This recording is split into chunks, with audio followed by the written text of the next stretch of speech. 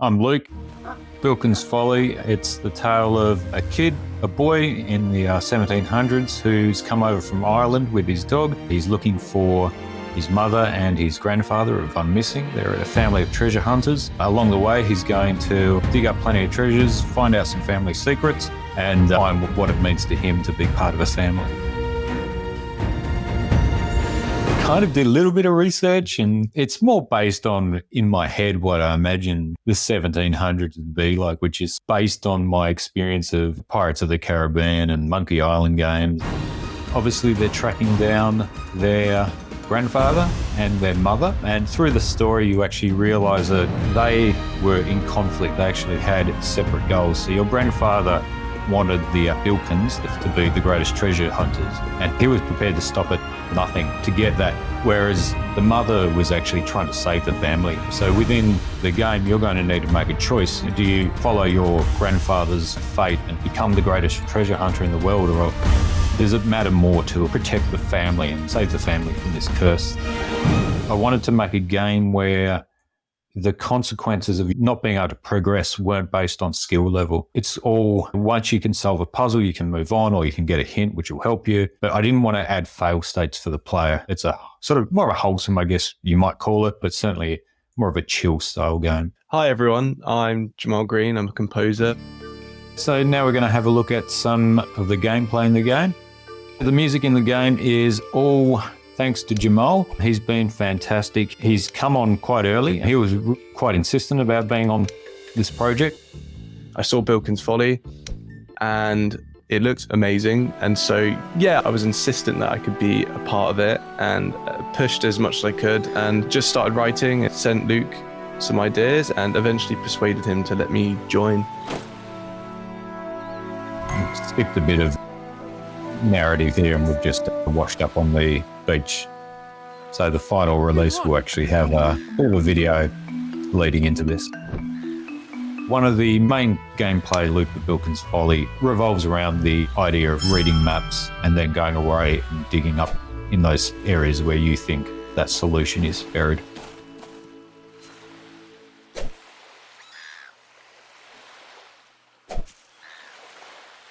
And so just to, as this game starts, you start wandering around, exploring. The game's primary goal is exploration and finding your way around the world.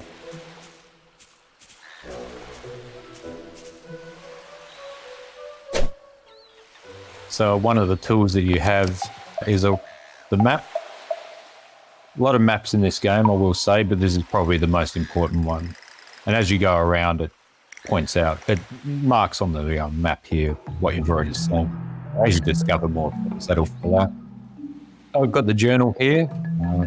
As Percy goes around, so he'll fill this out automatically.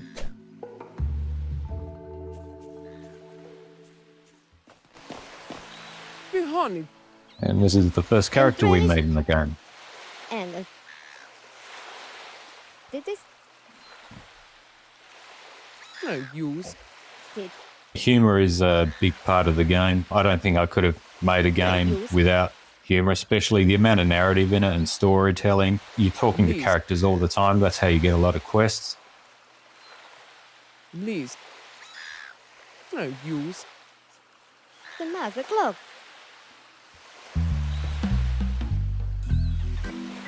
So the options that you can choose here, that'll actually change how the character responds to you, whether you're polite or if you're, in his words, a jerk to him, and that'll affect future lines.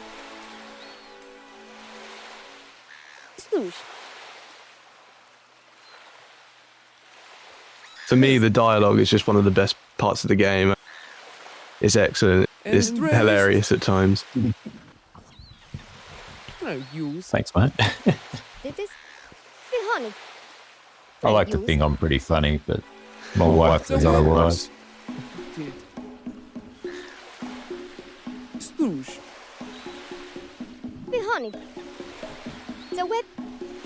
So yeah, there's a moderate degree of talking in the game. You can skip ahead.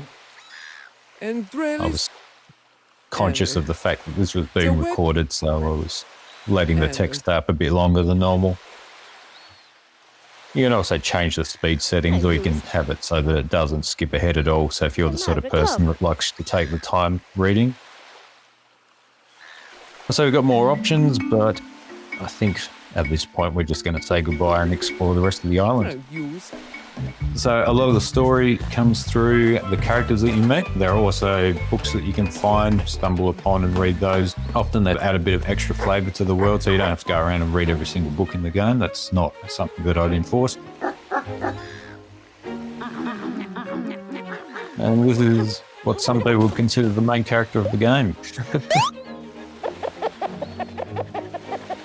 The dog in the game is a culmination of several dogs that I've owned over the years. And I like to think that this is my little nod to them and the little adventures that we had over our years.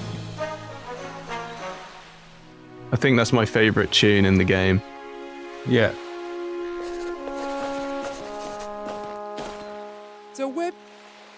So I won't actually let him leave this little island yet. There's something else you have to do.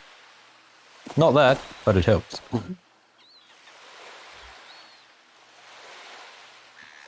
So this is just a little diary entry by one of the survivors, not Cedric, not the ghost, the other person who was stranded on the island, which might explain why there was a sword in the ghost's back. And here we've got our first puzzle, two puzzles. And if we had have read the diary, we would have found out the person that wrote it had a shovel, it broke, and he buried those two parts in separate parts of this island. And being a treasure hunter, we really want that shovel.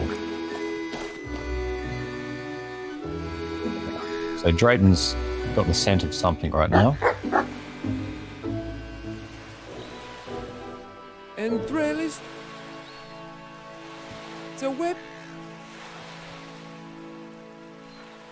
And so this introduces the digging mechanic, which is how you solve probably the majority of the puzzles in the game. Drayton, he was your mother's dog, so you've just brought him over because you're the last in the family line and you weren't going to leave him over in Ireland. And it's Bottle. As your bond with Drayton increases, that allows you to do extra things and you can control the dog in certain ways, so you can tell it where to sit and stand and help you carry things or push things. And so the skills are directly related to the relationship that you have. And a bit of a running joke, but everything Drayton finds in the game, it always turns out to be junk. Which is actually another quest. And for gamers that like to collect everything, there's a lot of junk to collect in this game. So you can see we've got a new quest now, side quest, the junk trail, but for now we're going to stick to the main quest, which is washed up.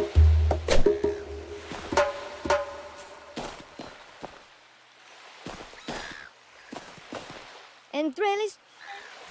The Margaret Club.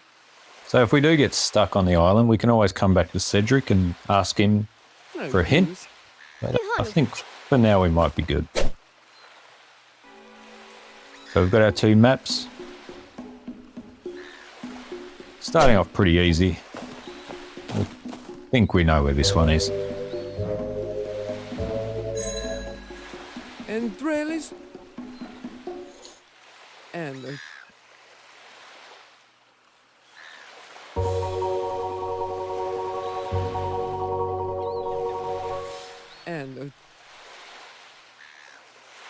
So it's the handle, which means we got half the shovel.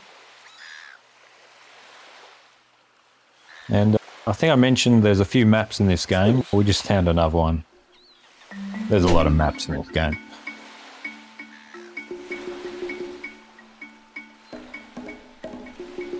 So this map has a bunch of heads with arrows pointing and one set crossing over. Spoosh.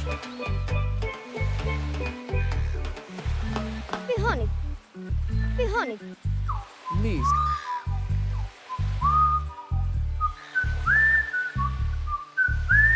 Spoosh. And Drelis.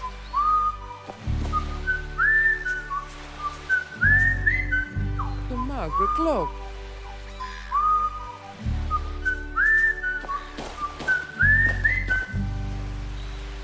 I love the whistling, Jamal, but it always gets stuck in my head.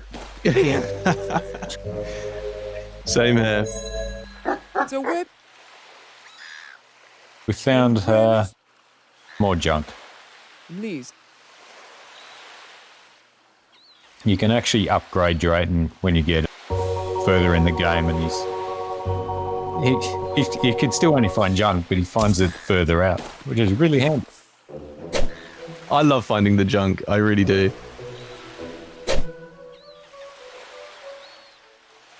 All right, so referring to our map, and then looking at this one, we can see how the land is shaped like a U. And we're going to have a look in the water. And sure enough, we found something. Door. Spoosh.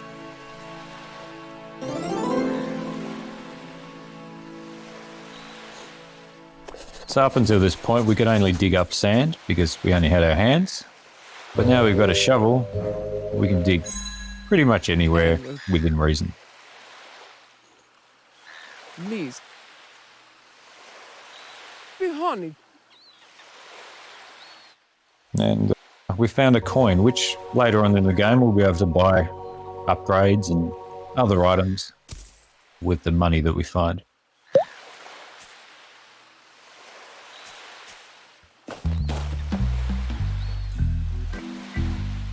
Funnily enough, the more you pat and hug the dog, the quicker he levels up.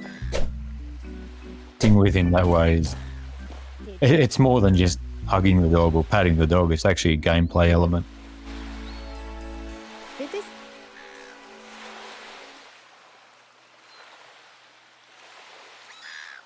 Door.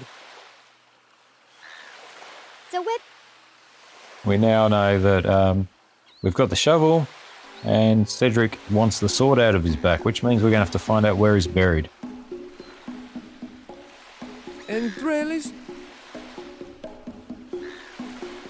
Stoosh. And trellis. And And that doesn't have anything to do with the quest. I just thought it was funny. door. The web.